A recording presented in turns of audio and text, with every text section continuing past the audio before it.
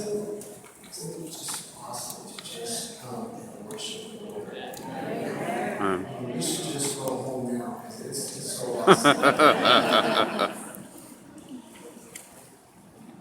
Well, it's an honor and a joy to present to you my first district superintendent report to the South Carolina Church of the Nazarene 77th District Assembly, pastors, delegates, visitors, friends, and to our General Superintendent, Dr. David Graves.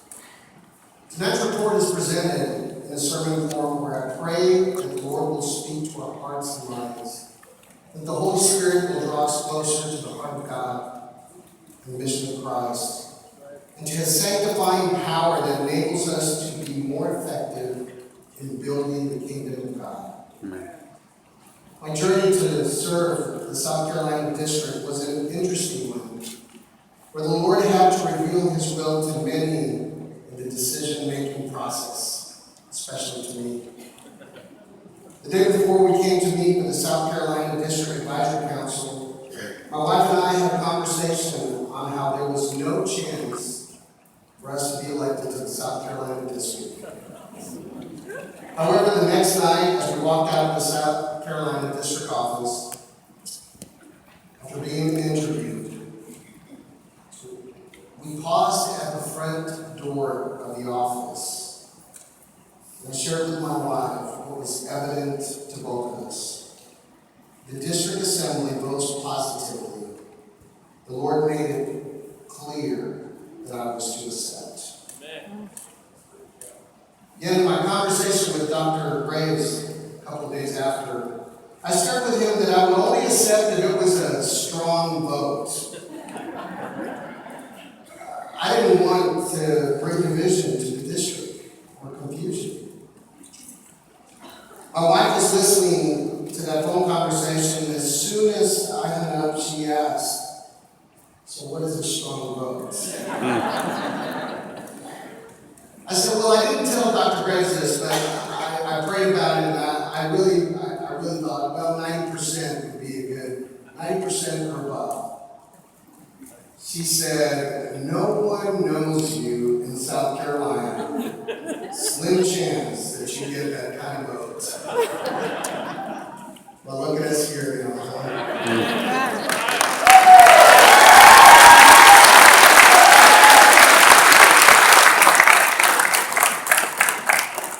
As most of you know, if you challenge God, be ready, because he is a God that meets and exceeds any challenges. Amen. You remember the story found in 2 Kings chapter 4, verses 1 through 7. We find a family that experiences some challenges. Let me read this story for you.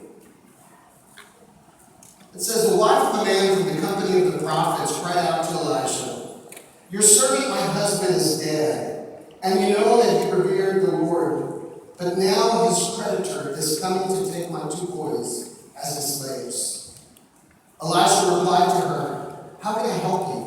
Tell me, what do you have in your house?' 'Your servant has nothing there at all,' she said, 'except a little oil.' Elijah said, 'Go around and ask all your neighbors for empty jars. Don't ask for just a few. Then go inside and shut the door behind you and your sons. Pour oil into all the jars, and as each is filled, put it to one side.' She left him, and afterward shut the door behind her and her sons. They brought the jars to her, and she kept pouring. When all the jars were full, she said to her son, 'Bring me another one.' But he replied, 'There's not a jar left.' Then the oil stopped flowing. She went and told the man of God, and he said, 'Go sell the oil and pay your debts. You and your sons can live on what is left.'" The word of the Lord. Challenges. Every family has challenges. In verse 1 of this passage, we discover that this woman, now a widow, had a very serious family situation. She had a challenge. Now, when the Lord placed in last year's delegates' hearts and minds to complete stranger from Texas, a new family challenge developed for me, relocating and creating a lot of distance for my family. I have lived all my life in Texas, where I was born. I'd like for Candy and my 4 girls to come up at this time, and while they come, I would like to acknowledge the rest of the family that is here with me. They will just wave or stand up. My parents, Reverend Ted and Francis Flores. Mom and Dad, can you just get up or wave?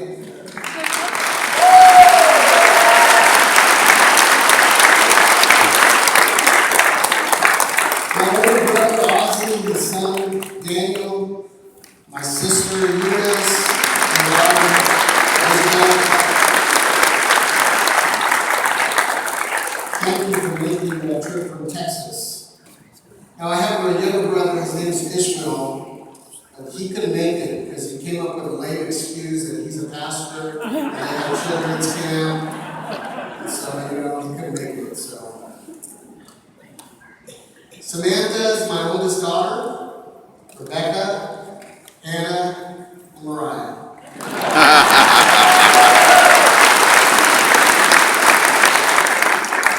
Girls, I want y'all to know that I'm so grateful for your understanding and support that you have given me in fulfilling my call to ministry. I've asked you to move plenty of times, and I understand that each time you had to leave many friends, great relationships, some great homes, some great jobs, and some schools. You transitioned from youth groups and churches that loved you and cared for you. I know that there were moments when you felt like, why do we have to start all over again? In all those times, I heard from each one of you, in one way or another, that even though at times transitions were challenging, the call of the Lord and the mission of building His kingdom was of greater importance. Thank you for your sacrifices and for being willing to serve in many ways at every church. Thank you for singing the specials, being the greeters, working the nursery and the children's church. Thank you for cleaning the church, vacuuming and scrubbing toilets. And for setting up chairs in all the new churches and carrying supplies. Thank you for praying with others and ministering to all kinds of people. Thank you for sharing your rooms when we had guests, and your toys and your clothes when others didn't have any. Thank you for never disrespecting people and showing love to others, even when others didn't show love to you. Thank you for sacrificing evenings, weekends, sometimes even whole weeks, as Dad had to go to meetings, conferences, and other church events. Thanks for sharing your mom and dad with others when you needed a mom and dad at times. I recognize that y'all didn't have to, but you chose to, and allowed me to serve without me ever complaining. I also want to apologize if you at any moment felt like I failed you in any way. My desire has always been to honor God, to care for my family, and then to serve the church. I love you all. I know that as you seek the Lord, He will make a difference and will help you to overcome all challenges, just as He's helping us to overcome the challenges of separation because of distance. Candy, thank you for being mom and many times dad for the girls, for being the love of my life and for your prayers and support. Thank you for ministering to others in special ways that I cannot. Thank you for never asking me about the details, issues, or problems that go on in the district, but you're willing to pray for the pastors and the churches I visit. Thank you for praying for our pastors and their wives and children, even when I don't ask you to. Thank you for going and hugging pastors and their spouses, not knowing that I just had a challenging conversation with them. Thank you for being a woman of God that shows God's love to all. I love you, Candy. And I love you, my girls. Zippy, Luke and Noah, Jose,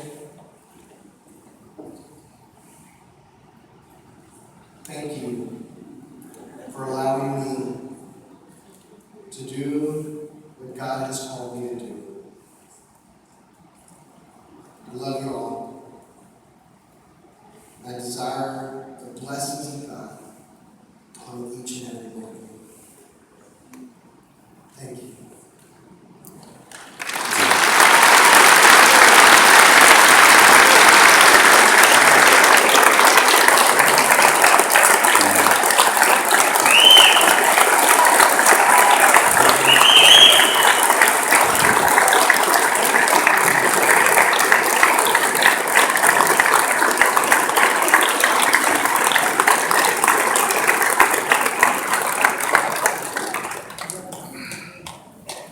So you have a glimpse of my family challenge, separating mom from her daughter and grandma from her children. Let me tell you, it's a challenge. There's phone calls, FaceTime, and all kinds of other things going on at all times in my house.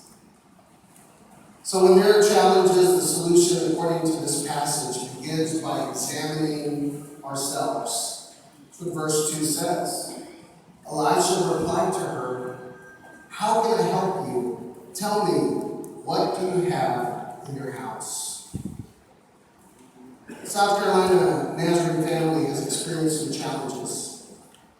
One in particular seems very similar to the ones that this family that we read in 2 Kings was experiencing. It wasn't but a month ago that one of our pastoral families experienced tragedy. The comfort that we received in knowing that Brian Walker is being rewarded for his service, it helps. But for Patty and the children, the challenge continues. Brian had not only been just a pastor for a couple of months in Bennettsville, but he was already making a great impact in that community. Listen to his report of how God is using him.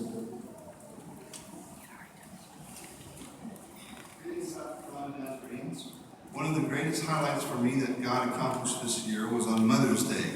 I preached a simple message talking about godly mothers and about how my own godly mother impacted me. After the service, as I was shaking hands with people, one of the ladies attending asked if she could talk to me after I was done shaking hands. I met with her along with my wife, Patty. She told me a story about how her own mother physically and emotionally abused her and how she'd been carrying the hurt and anger around for a long time. She was raised in a church, but her mother did not live the life at home. She said she was tired of holding a grudge, and because Jesus forgave her, she wanted to forgive her mother and be free of it. I led her in a brief prayer, and she forgave her mother. The healing process has begun. It was a wonderful thing to see and be a part of. I pray that God will continue to bring healing and restoration to the people of Bennettsville. I can't wait to see what else He's going to do. Oh, mercy.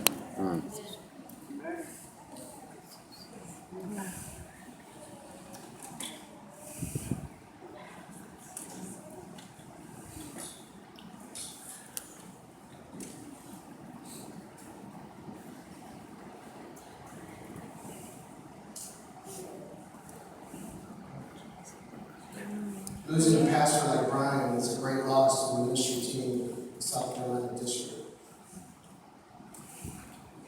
Losing the sole provider for the family is a challenge that this ministerial family realized and started to experience immediately. But when there's a challenge, we discover what we have. Amen. And what we have is the family of God. We have Jehovah Jireh, God our provider. Yes. In a very short period of time, through the efforts of the South Carolina Nazarene churches from even other denominations, especially in Bennettsville, fundraising efforts, friends, and even some strangers, God utilized all the resources He wanted to multiply a blessing that is now over $55,000 in order to assist the Walker family.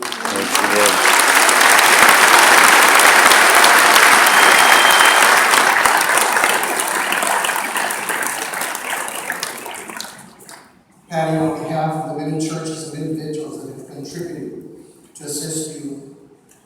I present you this check as an expression of love.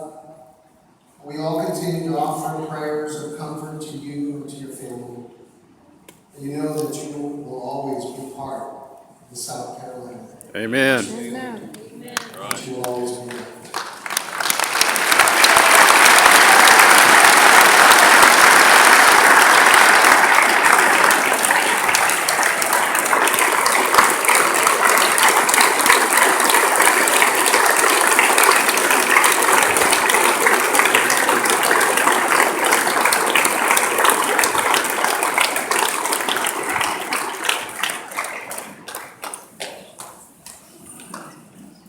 When challenges come, we must examine what we have and trust that the Lord will bring forth the miracle of provision. He did it in the scripture story, and he's doing it again. Thank you all for being used by God to be a provision for the Walker family. When I look at the South Carolina district statistics, I would say that there are some challenges. When I compare what has transpired in the last year and even in the last decade, there has been a steady decline. Ultimately, we're only showing significant gain in membership. But if we're honest, that is because we tend not to clean up membership rolls as we should. The evidence is that worship attendance is almost 13% decline from 10 years ago. You'll be able to see the stats on page 58 of your handbooks. However, if we compare those figures now that you see on the screen with the previous year and 10 years ago, then we're negative in all the categories except membership. You can see there that worship attendance is almost 13%. Discipleship attendance, 52, almost 53%. Total church income, a negative 11.62%. Mission giving, a negative 7.27%. And district missional fund, a negative 20.88%. Now, New Nazarenes, this year we had 360. The 10-year average, because we've had some good years, has been 440. Now, what this graph shows is that the South Carolina district, averaging 440 new Nazarenes, is not producing growth, but is actually taking us in a steady decline. We'll have to increase our amount of new Nazarenes in order to change our declining trajectory. I would like to point out that out of the 79 churches that we have listed, we have 70 that are actually active and 65 that are organized. So what are the actual producing efforts of the 65 organized churches and 5 ministries or new churches?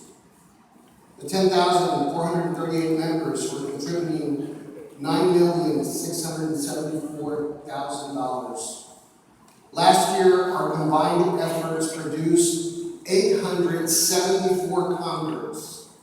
When I look at that figure, it is impressive, and yes, we must celebrate it, because even if there was only one person on this earth, I believe that Jesus would have still shed his blood on the cross just for that one person.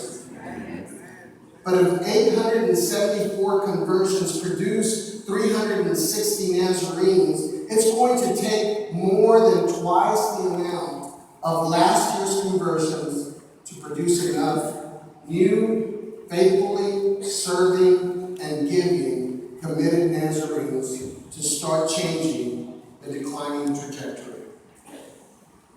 As I place close attention to the local church reports, I discovered that 27, that is over a third, reported 0 conversions. 45, that is over a half, reported 0 baptisms. And 31, once again, over a third, reported 0 new Nazarenes. When it comes to giving to the district missional fund, formerly known as Fair Share, the reduction is very evident. The district has been in decline in total church income and in mission giving. The district apportionment is the one that has experienced the most decline. The district ministries of NMI, NYI, SDMI, campground, and planting churches are the ones that get impacted the most. 10 years ago, the amount given was $632,338. Last assembly, it was $553,505. This year, it was $500,318. SDMI, NYI, and NMI, I asked them to reduce their budgets for this coming year. And the reality is that every year for at least the last 5 years, our beloved campground has received subsidies from the district reserves or investment funds on the average of $25,000 or more. And that is above of their allocated percentage that comes from the churches paying the district budget. This is so that they can start the year at zero balance and not be in deficit. I want you to hear this today. It's not Alan's fault or his problem. It's ours. Yes. My heart broke as I shared with our new pastors this year, informing them that funding was not available for them as the district income was over $100,000 less than budgeted. I've had multiple conversations with pastors to remind them that the goal is for no one to have zeros on their district missional fund. My expectation is 100% participation, even when you cannot pay it in full. Everyone can give something. This year, we were only 3 churches away of reaching this goal. I have also reduced the proposed district budget by $90,000 for this coming year, so that we can strive to operate within a more realistic projected income. I recognize the financial sacrifices that many of you made at the local level. And therefore, I ask the Finance Committee to also make a budget where the district ministries join you in the efforts to reduce expenditures. We want to be accountable. We want to be part of the team. So let me pause to explain why I suggested that we change the name of the district apportionment from Fair Share to District Missional Fund. So from now on, it's not district budget, it's not district fair share, it's District Missional Fund. Pastors, let's all repeat it. District Missional Fund. First of all, when the pastors fill out their annual pastor's report, or APR, that is how it's identified in their report. I hope that consistency will help the pastors and treasurers be able to fill out the reports on time. Yes, I got one amen and Grant Preston. District Missional Fund is also a better representation of what the funds are for. The district, just as the church, is on mission. So, when there are challenges, we must see what our reality is. And we might say things are not looking as good, but what do we have? That is what the prophet asked the widow. And here's the widow's reply. Your servant has nothing there at all. That's kind of how we think. We have nothing, right? We're just a small little church. We just don't have it. But then she said, except a small jar of olive oil. God is not expecting us to have it all. He wants us to come with what we have. Remember, the solution is what you have at your disposal, not what you think you should have, not what someone else has, nor complain about the things that you don't have, such as a building or facility, income or finances like other churches, staff like that other pastor, or attendance figures, or programs or volunteers. As the Lord told me when I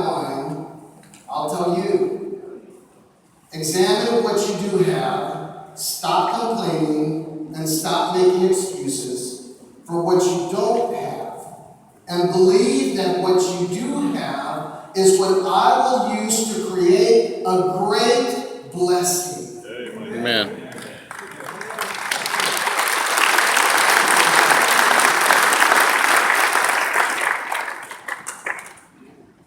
In your handbooks on page 23 to 25, you can see all the staff and the district leadership. I won't mention everyone by name, but I do have to mention some. See, we have some great people around us and some great support. That's what I have. That's what we have. We have a great friend in Dr. Greg Mason, who served as interim district superintendent. We have an awesome general superintendent in Dr. David Graves. We have past leaders that are still involved in prayer and support, like Dr. Moody and Nina Gunter. We have a great office staff, and I thank God for having a great district office team. Lenora Jensen, Rachel Watts, and Dennis Pinnell, and their respective assistants, Ray, Bill, and Beverly. What a great team and spousal support. I'm going to tell you, this group is the engine under the hood. They do so many things to make the district run. In the words of a great woman in the office, they're all pumpkins.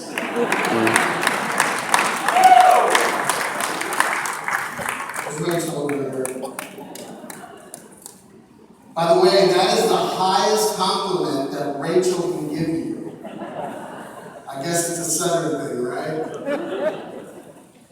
In addition, we have an awesome district advisory board.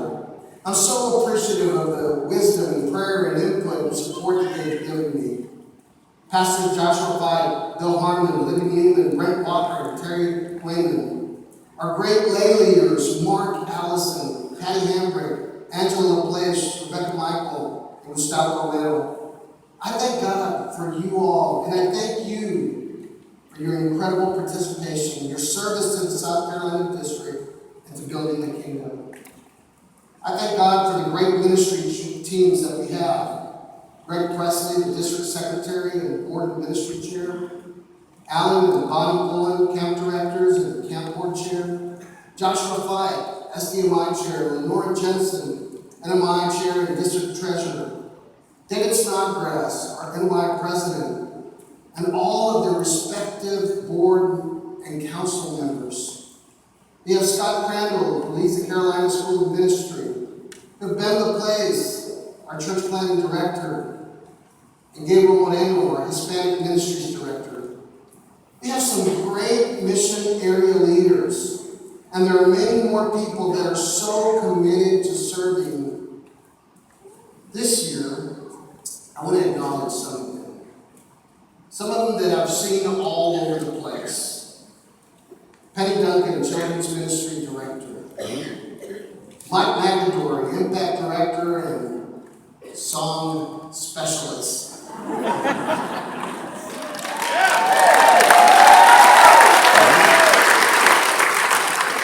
We got Michael here. That guy is all over the place. He had to work at NYC, couldn't hang out with all the cool teens I got to hang out with, But he is such a great leader doing the camp, youth camp. Youth pastor. And then there's this lady called Tammy Crandall.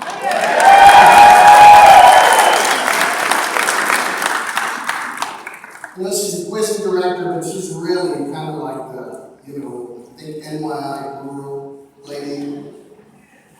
Now, don't worry, if I didn't mention your name, if you keep me as DS, I will continue to highlight other district volunteers. And so, your name might come up next year. So that's what we have. A great group of leaders, both at the local and district level. And let me tell you, we also have a great group of lay people. As I enter into every church, it's such a joy to see the gifts, the talents, the abilities, the resources that God has in our lay people. We also have some pretty awesome pastors. Throughout these couple of days in our gathering, we will be seeing pastor reports. As this report from the upstate mission area is about to come up, I'm going to ask all of the pastors from the upstate mission area to please make your way to the front.